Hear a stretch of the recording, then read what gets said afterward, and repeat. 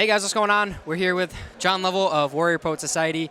John's been a world-class trainer. You're traveling around the country. Don't oversell it. How about just A instructor? Okay, John's A instructor. You're traveling around the country. You're doing a lot of training for folks. I know that you're really hot on some home defense topic right now. So for people that don't know who you are, can you give a little bit of a background and just kind of where you came from, where you're at now, and what you do, basically? Yeah, sure. So security stuff, kind of the tactician in me came out of special operations. I'm a war vet and spent some time 2nd Range Battalion jumping over across the pond. So when I think about home defense, my very first thing is, well, one thing we did was taking down structures is room clearing. It's how you take a structure. And so basically, if you just do the other side of that, well, how do you defend a structure, which is something we're pretty darn good at too. And so that's kind of started it out. Okay. Now, when you get in a civilian context, I got all kinds of, hey, what are your local, state laws? What's federal laws? What can you prove in a court of law? Now I've got collateral damage, potentially my family around. I've got neighbors to worry about. I've got to understand, hey, is this, some solicitor coming to sell me new gutters, or is it,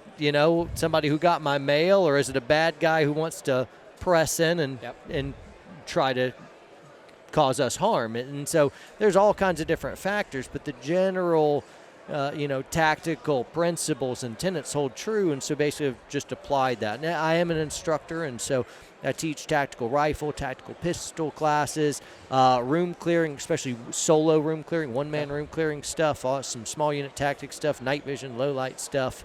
Anyway, so yeah, I do instruction stuff, but thinking through subjects like this, now I'm not in the military. I'm not deploying anymore. I'm just a guy, and I'd really like to be able to make sure my family's a little safer. So I'm not the end-all expert. I'm just kind of regular dude thinking through this stuff, and I want to go a little bit deeper and a little bit broader so I can set up my security plan in such a way that bad guys are just not gonna win. I want to take all, whatever tactical prowess I can muster, use that to cheat my home defense plan in such a way they just are not going to win. So that's my goal. Yeah, and that's a big thing that I've heard you talk about is the fact of, we want to cheat. Like, why wouldn't you want to? Why would you not have every single upper hand that you can possibly have in your own home? And at that moment, it's, what do you think is the number one underrated item line for home defense for people that for whatever reason, everybody just skips over it, and they really need to be focusing on that? When you bring up home defense, generally, folks, especially in our sphere, they immediately like, well, I got a gun, and if they come in my house, I just shoot them. Yeah. I'm like, man, that's not a plan. That's optimistic. It may be delusional too, but that's not a plan. That's not a plan at all. And so typically people immediately start thinking guns, and then they have this fallacy in their heads that think that they'll have enough time to be able to get to your gun, and you have plenty of and I'm like, man, our big problem is bad guys are ambush hunters. They sneak in, hit harder, faster, closer than you ever imagined. The big problem is we're out of time. And so that's probably the biggest thing, not putting enough effort into not being a target, getting early warning, denying access, all that stuff, your life habits to make sure, hey, the sun is going down, the blinds close, the doors are always locked, whether you're away from the house or you're home.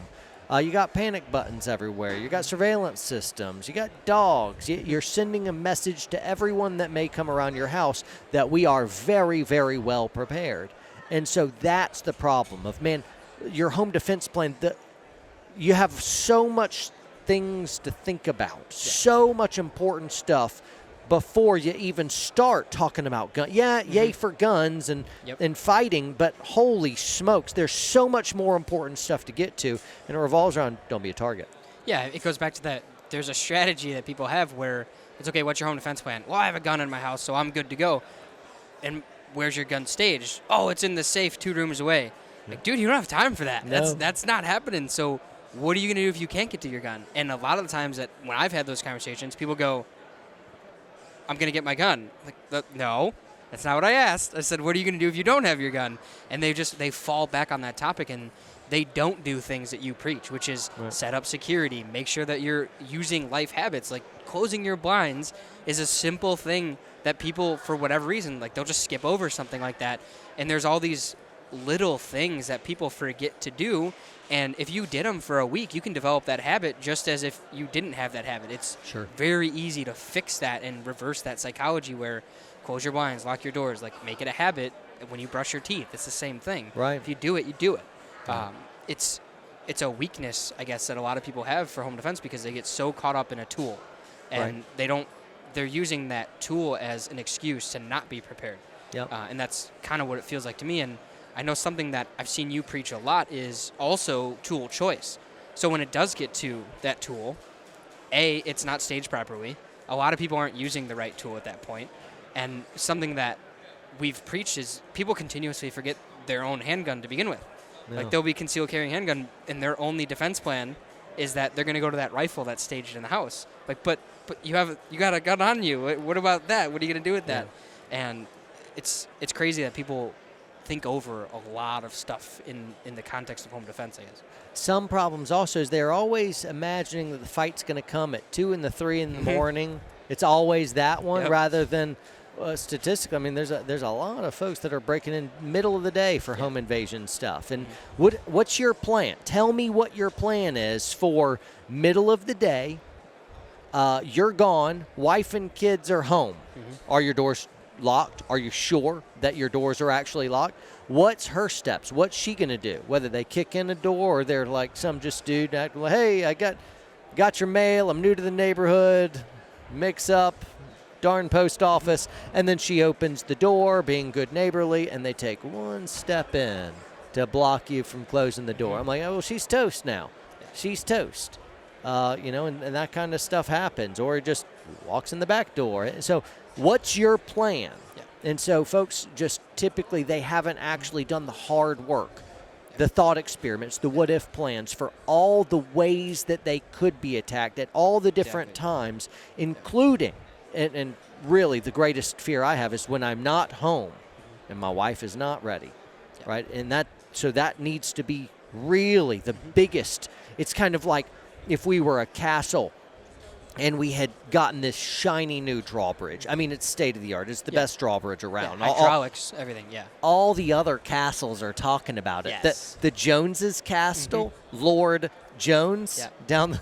This has gotten really bad. It's an amazing it's a hydraulic drawbridge. You It's can amazing. push it with buttons. You can activate it from your phone. That kind of of so course. every other castle is extremely jealous. You got a moat, you got a dragon, you got archers constantly in the parapets, but then you forgot to install a back gate at all. Yeah. And so the problem is like you've increased great security in this measure, and you left the back door open, dummy. And a lot of folks, when we think about home defense plan, but your only thing is you are the shooter, the defender, and it's going to happen at 2 to 3 in the morning, and you pretend like you're going to have time, and you don't have a security system, and you don't have motion-activated lights, you don't get the camera alerts from the phone, and your doors haven't been kick-proofed, and, you don't have any time. Now you're screwed. You're screwed. You better be lucky, and count on the bad guy being dumb, and you happen to have a gun. But, I mean, there's just...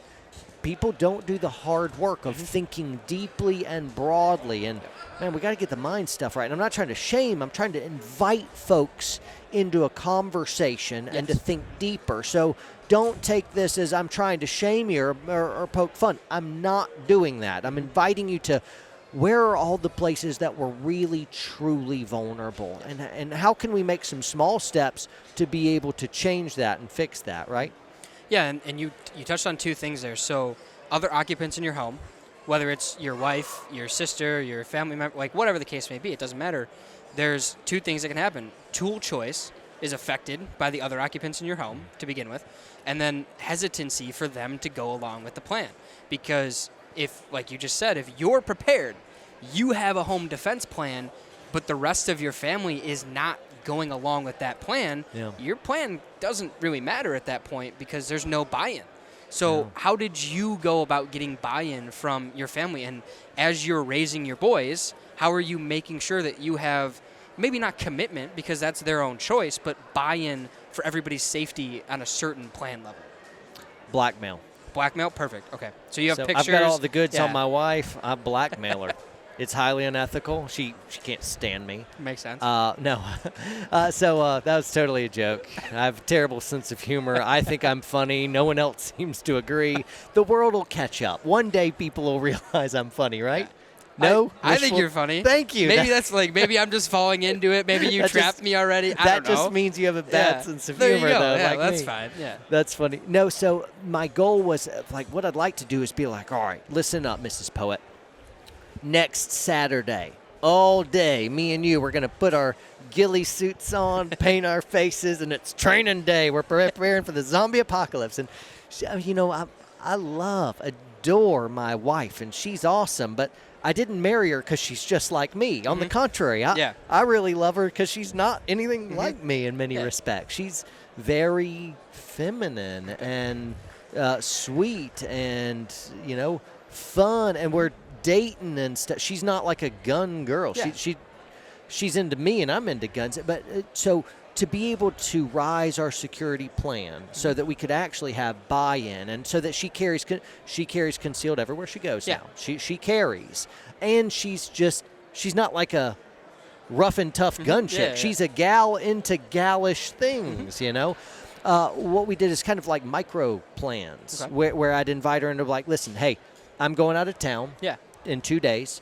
In the next 1 day, could I have 3 minutes of your time, anytime you want, so I can just talk you through kind of a little plan in case something happens? Yeah. And I know what you're thinking, baby. You're my baby right now. Oh, perfect. Hello, sweetheart. I know what you're thinking, baby. It's not going to happen. I know that. It's not going to happen. No one's coming for you.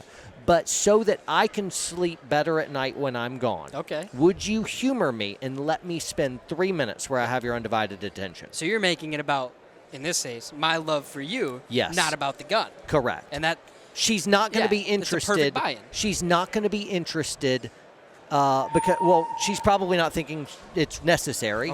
And she's not going to think it's necessary it's until never gonna happen. It's never going to happen. She becomes a victim. So it's more hinged on, please help me sleep better. Do this because this is a part of me loving you.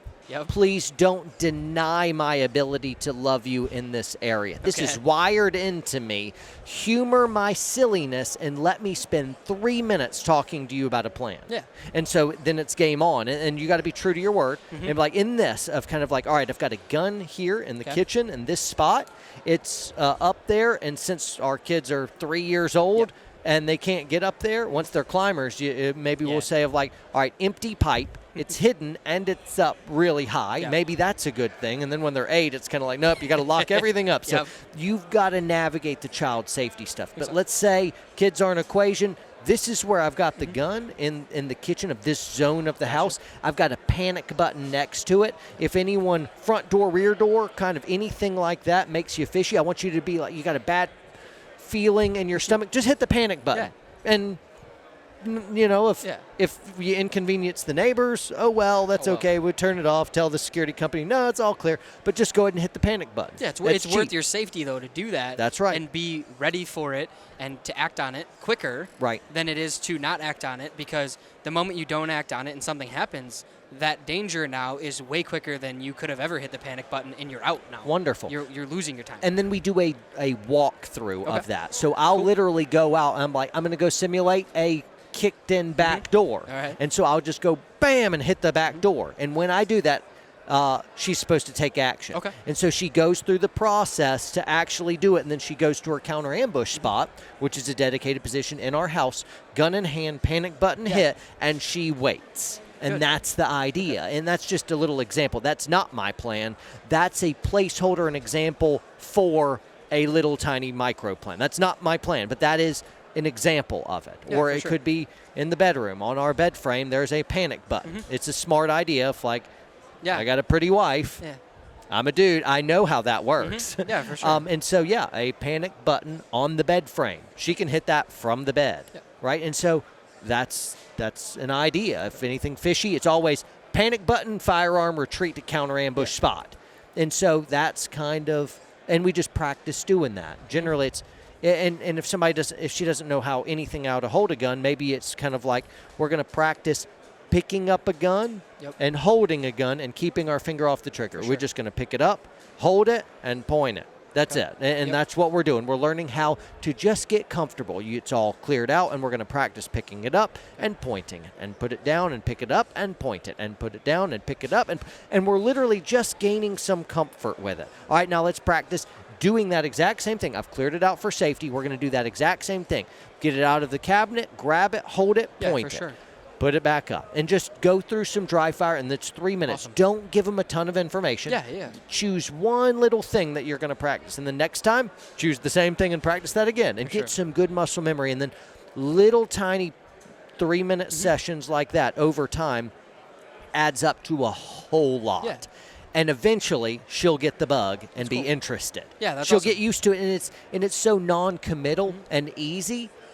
I think she'll eventually start to catch on. And then you get her very own Glock 43 or M&P Shield or SIG 365, something that she could actually carry and be proud of. And this is your gun, baby. And it's built in a concealed holster that won't make her feel fat or feel like her kid's going to get it or it's just going to go off. And she goes to the range and shoots with it. And I'm going to take a few pictures of her, and I'm going to say, baby, you have no idea how good you look with that gun. Look at this. I'm not being disingenuous. She really looks. Yeah, I mean, it definitely adds some points for sure. Are you talking about I'm not talking about specifically Mrs. Cohen. How dare you? Absolutely not. All right, cool, man. Thanks for talking to us. Hey, everybody, if you want to hear more stuff like this, we've got some other guests coming. You can check out the rest of our YouTube channel. Be sure to like, comment, subscribe, do everything for us. We appreciate you coming on the show, and hopefully we'll see you again. It was fun, man. All right. Good Thanks, times. Dude. Appreciate it. Yep.